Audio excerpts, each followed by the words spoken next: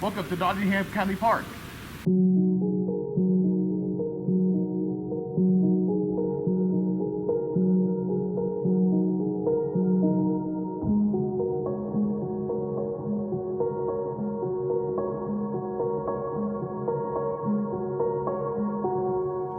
Nottingham County Park is a 731-acre park in southern Chester County, Pennsylvania, outside the village of Nottingham, just above the Maryland state line. It opened in September of 1963. It's most known for its serpentine rock. Back in the day, it had serpentine, feldspar, and chromite quarries. It's known as having one of the largest serpentine barrens on the East Coast. So first I'm going to start the Trailhead in the eastern parking lot and hike down the Chrome Trail, then the Doe Trail, followed by the Buck Trail, then the Feldspar Trail, and then make my way back along the road, back to the trailhead, make like a nice round loop. So first I'm going to hike on the Chrome Trail, which goes from the parking lot.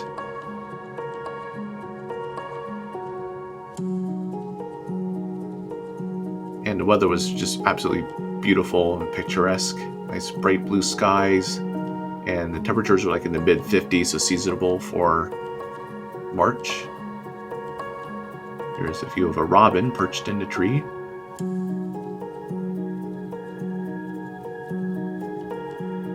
So basically in this area, it's part of the temperate deciduous forest. That's like the primary biome on the East Coast.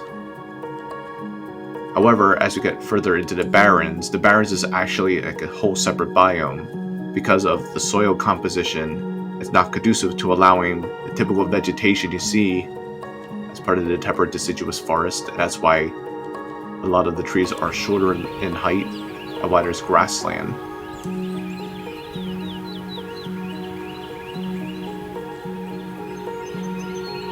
Serpentine is a light green rock.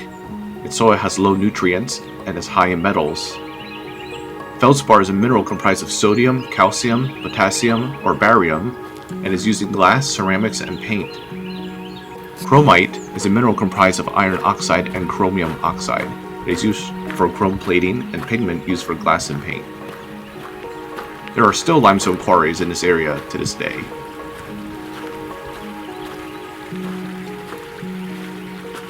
So here's one of many streams flowing through the park, and especially pronounced in late winter with all the snow melt. And here we are approaching the beginning of the Serpentine Barrens.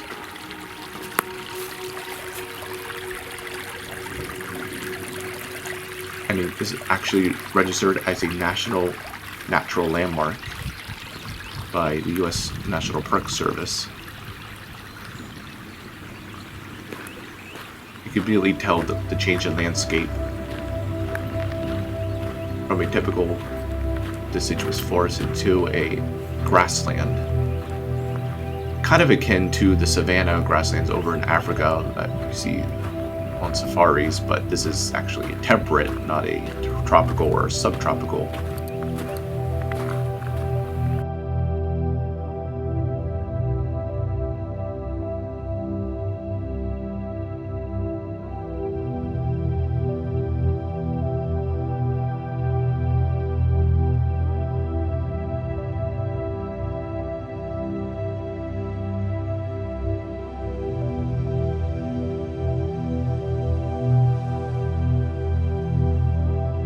I think it's a very beautiful landscape.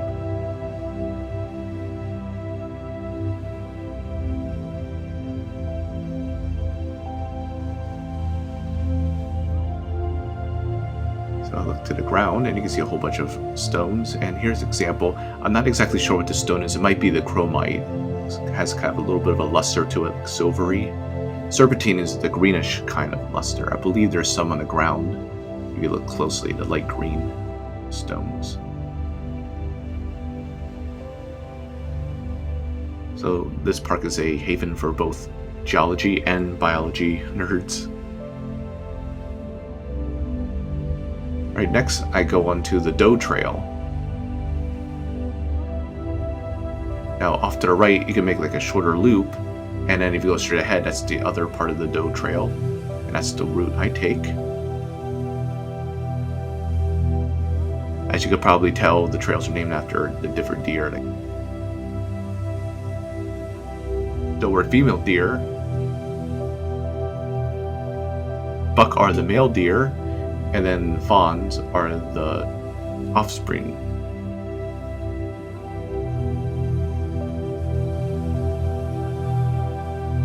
So in some places the trails are very well marked, as you can see on that signpost. Other times they're not marked at all. And so you absolutely want to take a map with you, or at least, have one pulled up on your phone.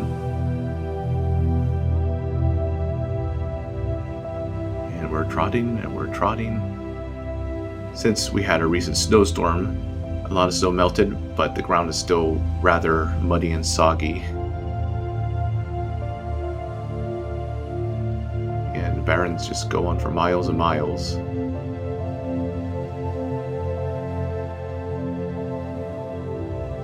Being in March, a lot of the vegetation hasn't been fully grown yet, and the trees have yet to bud, but you can see the needle leaf trees, the pine trees.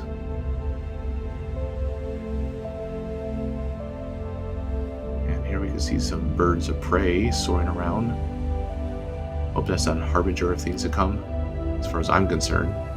Not quite sure what kind of bird that is. Any of you ornithologists out there, feel free to comment below what you think that bird is. There's the bright sun. Yeah, very nice, pleasant day.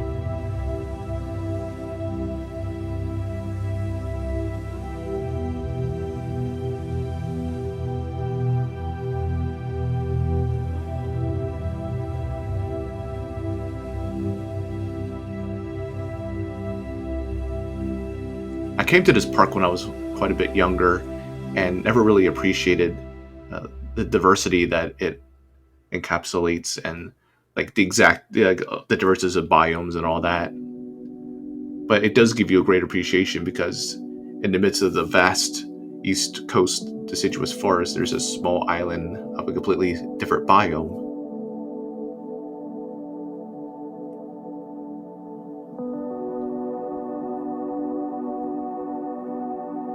There's the Fawn Trail that branches off to the left there, or I continue the Doe Trail. And here you can see some horseshoe prints. So apparently I wasn't the only horse here.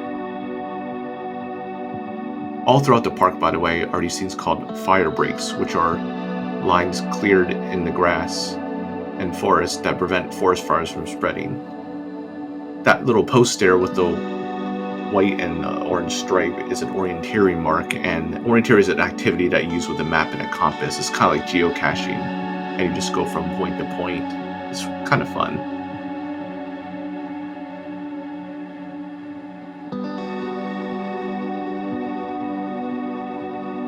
Now if you continue on the Buck Trail, by the way, we just came to the intersection of the Buck Trail, and you can see a cell phone tower off to the left there.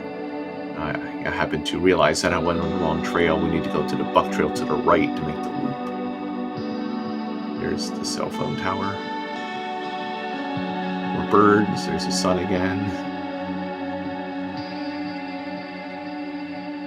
So the sky's so beautiful. Alright, so here's the aforementioned Buck Trail. This is the most strenuous part of the hike. And it's really not that difficult. Like, all the trails are nice and wide and pretty much gravel roads. But this has the most hills and it's like the muddiest. Here we are in the heart of the Serpentine Barrens. There's quite a bit of hills that you have to hike up and down. See the pine trees throughout.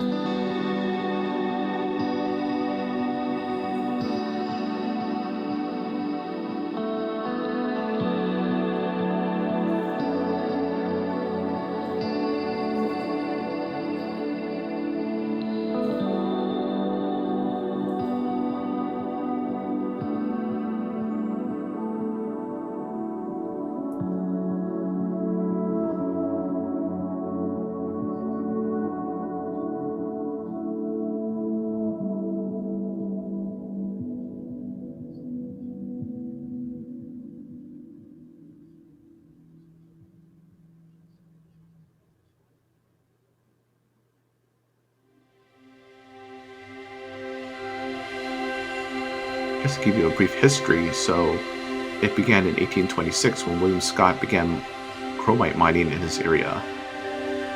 Industrial chemist Isaac Tyson Jr. purchased the rights in 1830s along the state line Serpentine district. And like I said before, a lot of the minerals were used for paint pigments and are often shipped to Philadelphia. And they're also used as textile dye in Liverpool, England. Mining ceased in the late 19th century. At that point, immigrants primarily from Italy began to mine feldspar, and that is used in dentures, pottery, tiles, and glass. So a lot of practical uses for these minerals.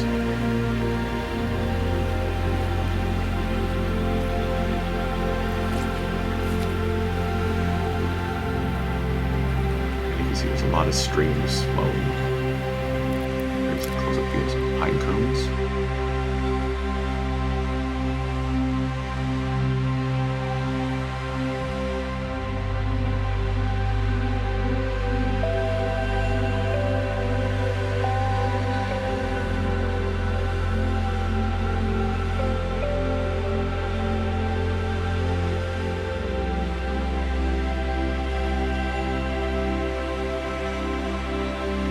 By the way, for those who aren't familiar with the botany terms, deciduous means that the leaves fall, every autumn, and then, of course, they're bare in the wintertime, and then they bud in the springtime and bloom into flowers, and eventually have the full green leaves in the summertime. So they're seasonal trees. Whereas the evergreen trees are, as the name suggests, they're green throughout the year, as you can see.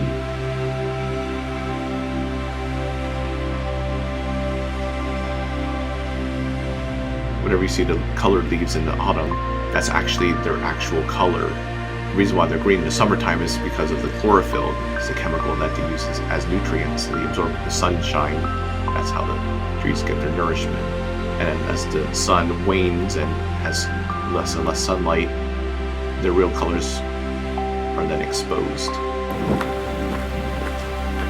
I'm approaching again another stream.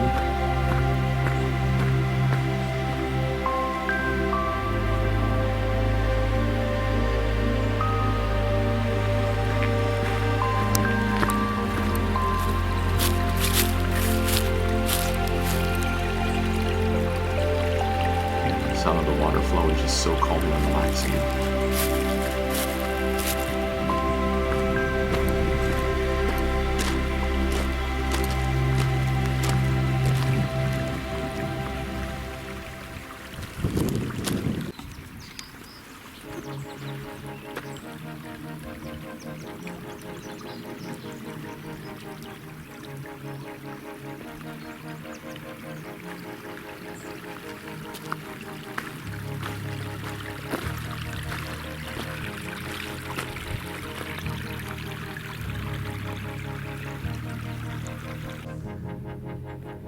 As you can see, there's more grass from Serpentine Barrens, the grassland.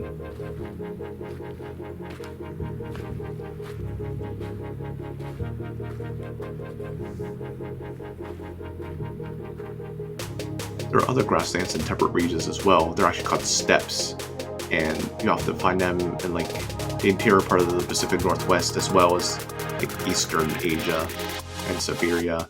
And it's more of an arid climate as opposed to a humid continental climate. All right, now we intersect with the Feldspar Trail. The Buck Trail continues to the left, but I head back on the Feldspar Trail to complete the loop. And on the way back, we encounter the Brandywine Feldspar Quarry, which is an abandoned quarry, and there's a hole there and a fence to keep people out because it's very dangerous should you fall in.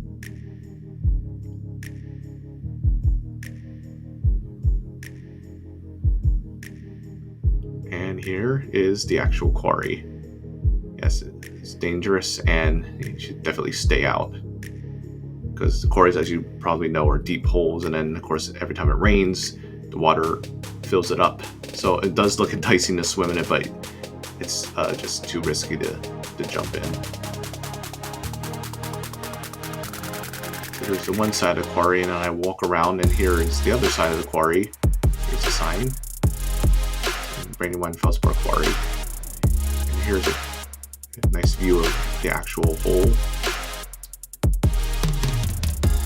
Right below where the sign is, it looks like someone actually cut the fence to try to sneak in. So shame on them for that. You can see somebody closed it back up. The Brandywine Creek, by the way, is part of the Delaware River watershed, and that flows into the Delaware Bay and then the Atlantic Ocean. We're approaching right now Black Run, and this is actually part of the Susquehanna watershed. The Black Run runs into the Octorara Creek, which in turn flows into the Susquehanna River, then eventually the Chesapeake Bay, and then finally the Atlantic Ocean.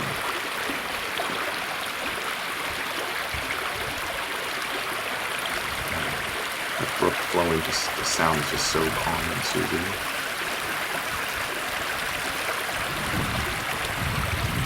And I believe this trail was actually the access road that the vehicles would go to and from the quarry. So before that wooden footbridge was built, they would have to drive the vehicles through the creek itself.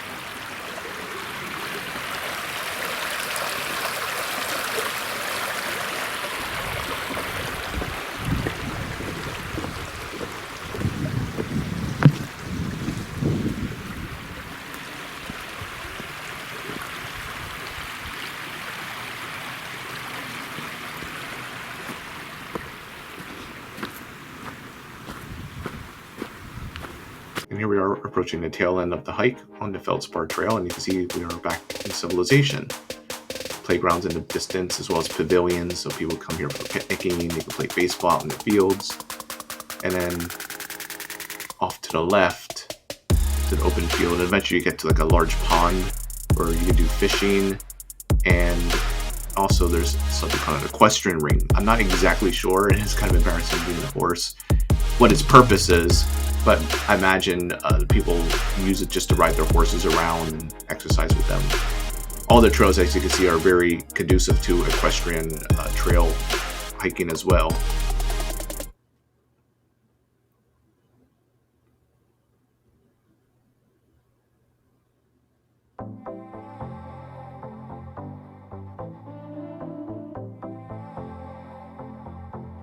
Alright, and then the last leg of the hike is actually not part of a trail. I just walked the road back to the parking lot where I parked.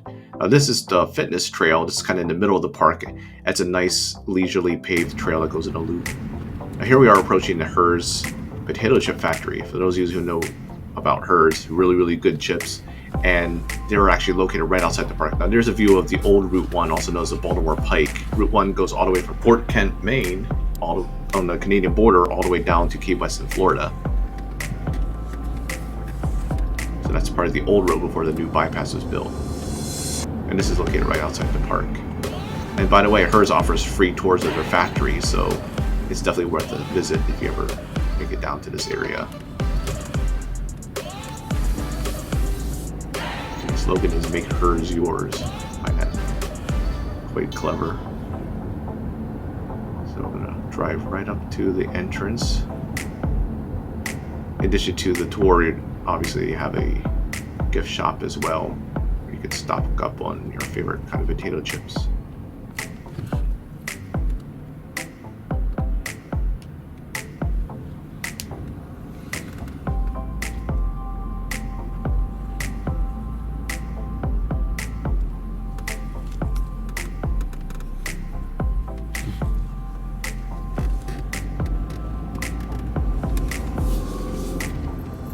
Here we are at the entrance.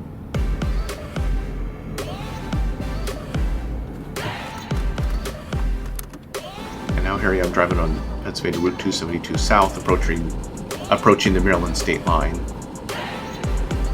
If you go all the way down 272, you eventually end up at Elk Neck State Park, which is like a point at the Chesapeake Bay, and there's an area called Turkey Point, and at the end of the point there's actually a lighthouse. So right here is the actual state line, and I'm going to pull off. There's a church there. And just to the right there is a stone monument. This is of course part of the Mason-Dixon line, and every so often they place the stones marking the boundary when Mason-Dixon did their surveying.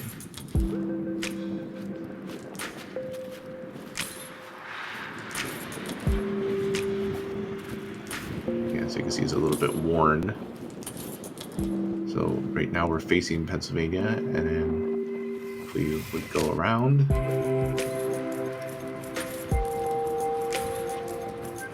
Now facing to Maryland.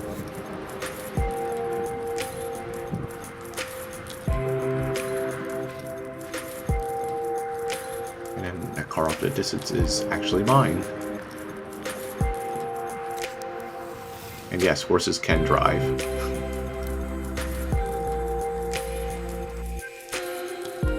Alrighty, so there used to be a sign saying "Welcome to Pennsylvania" back in the day, but they must have gotten rid of it. So now it just has a sign saying Chester County, which is where we are, and East Nottingham Township. The park itself, I believe, is West Nottingham Township. And of course, there's the Maryland welcomes you sign. I think the most prominent thing is that for some, like, Pennsylvania roads have been notorious for being the worst in the country, and it's very easy to figure out why. Because once you enter Maryland, the roads are so much smoother and they're so straight and wide. It's just a stark contrast. So here I am driving west on 273, approaching Rising Sun, a nice little small town. And off to the left is the Plumpton Park Zoo, which is a petting zoo. I've stopped by there once before. It's really nice.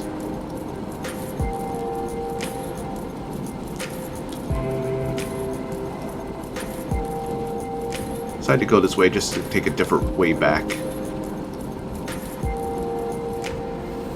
a nice scenic drive.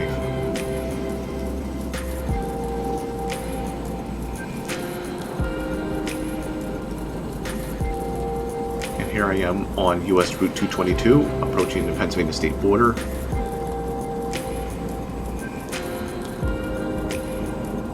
And once we get to the border, there's a road off to the right, which is the access road to a functioning quarry that still runs to this day. Today's quarry is just mined limestone, not the aforementioned minerals of the serpentine, feldspar, and chromite.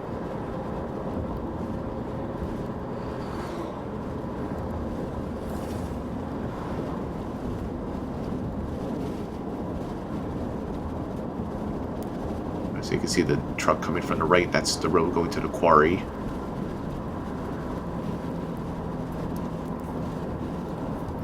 Here we are back in Pennsylvania. Go ahead and like, comment, subscribe.